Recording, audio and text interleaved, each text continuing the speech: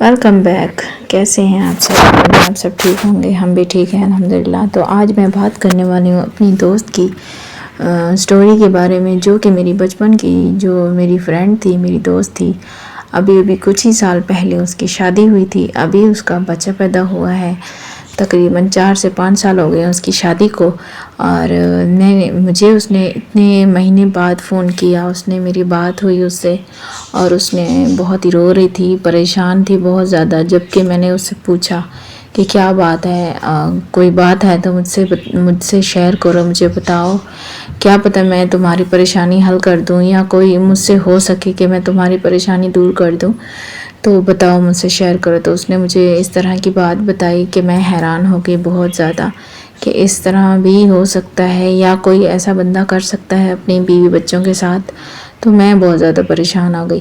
تو وہ کیا بات تھی، میں نے سوچا کہ آپ سب سے بھی میں شیئر کروں. تو ابھی جو ہے نا اس کا بچہ پیدا ہوا ہے کچھ ٹائم پہلے. تو اس کا جو ہے نا سی سیکشن ہوا تھا بچہ پیدا. اسی جو ہے نا اس کے ساتھ ایسا اتنا برا ہوا، اس کی اپنی ہی کزن نے اس کے ساتھ ایسا کیا جو کہ اس کو نہیں کرنا چاہیے تھا.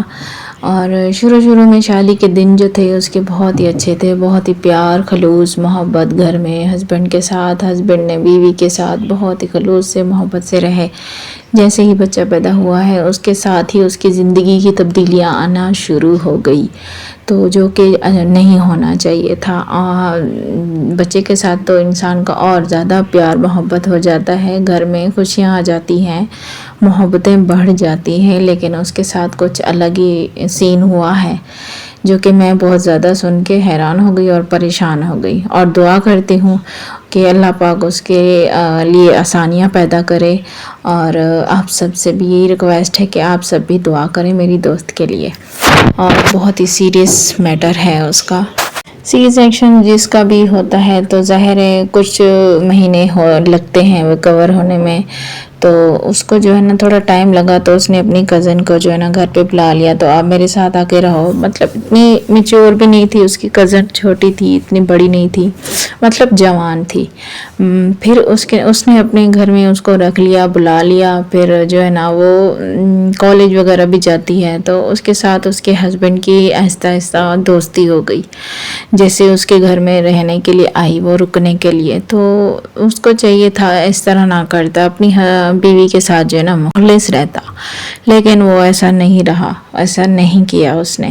جیسے کہ اس کی بیوی ظاہر ہے اس ٹائم تو وہ ایسا مطلب نڈھال ہوتی ہے، ایک عورت جو ہوتی ہے، ظاہر ہے وہ بچہ پیدا کیا ہوتا ہے اس نے، تو اس کی تو ایسی حالت ہوتی نہیں ہے کہ وہ سجے سنورے اپنے ہسبینڈ کو ٹائم دے. ایسا تو بالکل بھی نہیں ہوتا.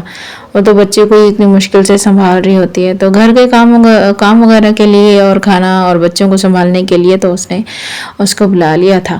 لیکن اس کے ہسبینڈ کی نیت جو ہے نا خراب ہو گئی. تو اس کے ہسبینڈ نے اس کے ساتھ دوستی کر لی. آہستہ آہستہ دوستی سے کام تو جو ہے نا اس کو زیادہ ہو گیا.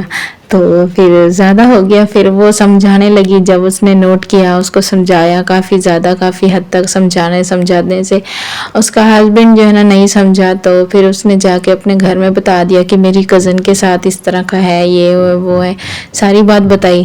ان لوگوں نے جو ہے نا، اس کے گھر والوں نے، میکے والوں نے جو ہے نا اس کی بات پہ جو ہے نا یقین نہیں کیا. اسے آنے سے، اپنی ہی بیٹی کو گھر سے آنے کے لیے منع کر دیا کہ ہمارے گھر پہ نہیں آیا کرو، تم میری بیٹی پہ، ہماری بیٹی پہ الزام لگا رہی ہو، یہ کرتی ہو وہ کرتی ہو، تو تم ادھر نہیں آیا کرو. بات کرنے کے بجائے، اس کی بات کو سمجھنے کے بجائے، اس کے ہسبینڈ کو سمجھانے کے بجائے، اپنی ہی بیٹی کو جو ہے نا گھر سے آنے کے لیے روک دیا کہ ہماری گھر پہ نہ آیا کرو، تم نے ہماری بیٹی پہ الزام لگایا، اس طرح کی باتیں کی.